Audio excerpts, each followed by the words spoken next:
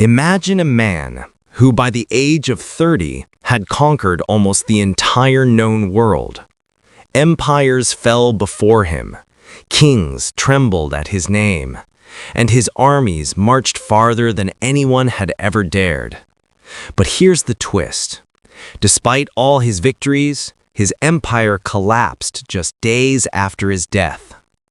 This is the story of Alexander the Great, the man who reached the peak of power only to lose everything.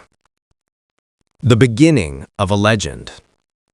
Now Alexander was born in 356 BCE in Macedonia, a land of mountains, warriors, and ambition. His father, King Philip II, had turned this small kingdom into a rising military power. He dreamed of conquering the mighty Persian Empire. But destiny had bigger plans for his son. Alexander's mother, Queen Olympias, told him he was special, that he was descended from the gods themselves. And his teacher? None other than Aristotle, the greatest philosopher of the ancient world. From Aristotle, Alexander learned science, philosophy, and politics. But more importantly, he learned how to think like a leader. Even as a boy, he believed he was born for greatness. The rise of the young king. Now, when Alexander was just 20 years old, tragedy struck. His father was assassinated. In that single moment, the young prince became king. Many thought the kingdom would fall apart, but Alexander moved fast. He crushed rebellions, united Greece under his rule, and then he turned his eyes east. His goal? To defeat the Persian Empire and create a world united under his vision. In 334 BCE, with only 40,000 soldiers, he crossed the sea into Asia Minor. His first test came at the Battle of Granicus. Outnumbered but fearless, he charged ahead and won. Then came another victory at Issus, where he defeated the Persian king Darius III himself. When Alexander captured Darius's family, he treated them with respect. It wasn't mercy, it was strategy. He wanted to be seen not as a conqueror, but as a liberator. The empire expands. From Asia Minor to Egypt, Alexander's armies swept across the map. In Egypt, he was crowned as a god. There, he founded the city of Alexandria, which would one day become a center of knowledge and trade. But Alexander's ambition had no limits. He moved deeper into Babylon, Susa, and the great city of Persepolis. Every battle he fought, he won. Every kingdom he touched, he claimed. Yet behind the victories, his men were growing tired. They had marched for years across deserts, mountains, and rivers, and Alexander's dream, to reach the end of the world, pushed them beyond their limits. The edge of the world.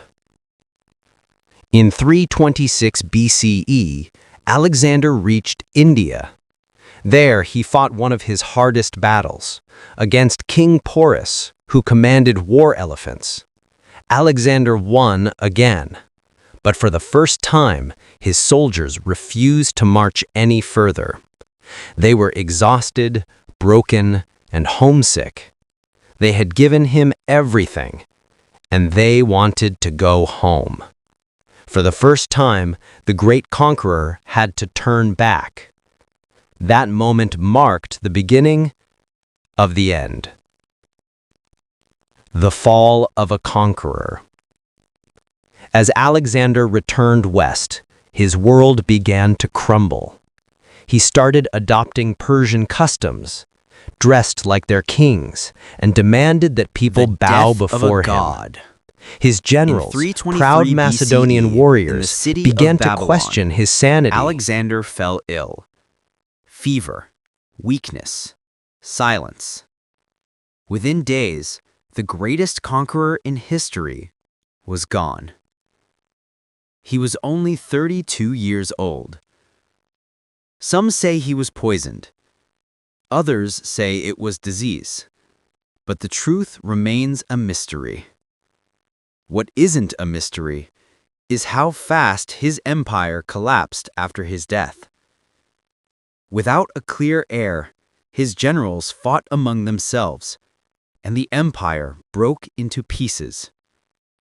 The dream of Alexander the Great had vanished.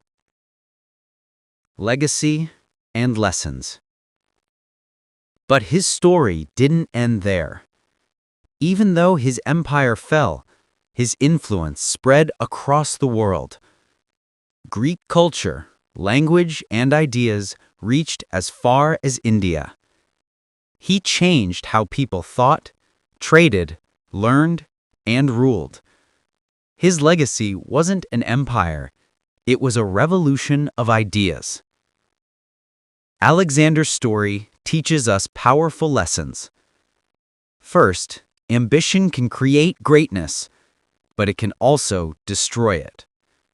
Second, power fades without structure and systems. And third, true legacy doesn't come from conquest, but from influence.